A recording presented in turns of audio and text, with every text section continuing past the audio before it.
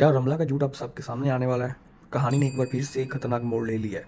आखिर रमला उनके पास डील करने क्यों गई थी और अब ऐसा क्या होने वाला है जिससे पूरे घर में हलचल मच जाएगी?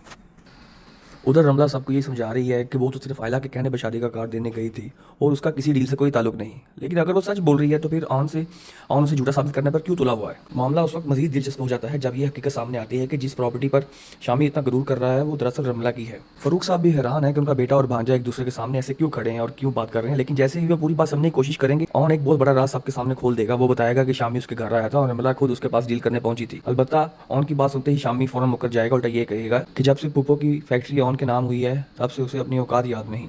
मगर ऑन भी खामोश रहने वालों में से नहीं, वो दो टोक अंदाज में कह देगा कि रमला खुद उसके पास डील करने आई थी और अगर वो चाहे तो 1 मिनट में शामी को उसकी असल औकात याद दिला दे। अब शामी भी अच्छी तरह जान चुका है कि ऑन किसी भी कीमत पर आयला को छोड़ने वाला नहीं। उधर आयला भी ऑन को मनाने की हर मुमकिन कोशिश कर रही है, जबकि दूसरी जानब रमला मुसलसल यही कह रही है कि वो सिर्फ शादी का दावतनामा देने गई थी। लेकिन फ़रूक साहब सब समझ चुके हैं और अब उन्हें यकीन हो गया कि रमला झूठ बोल रही है, मगर वो बेबस हैं क्योंकि फैक्ट्री अब रमला के नाम हो चुकी है। इसलिए सच जाने के बावजूद भी वो कुछ नहीं कर पा रहे हैं। और अब देखना ये है कि क्या ऑन रमला की सारी चालें सबके सामने ले आएगा, क्या शामी की अनाज टूट जाएगी और क्या आयला और ऑन एक हो सकते हैं। ये जानने के लिए अगली किस्त के रिव्यू का इंतजार कीजिएगा।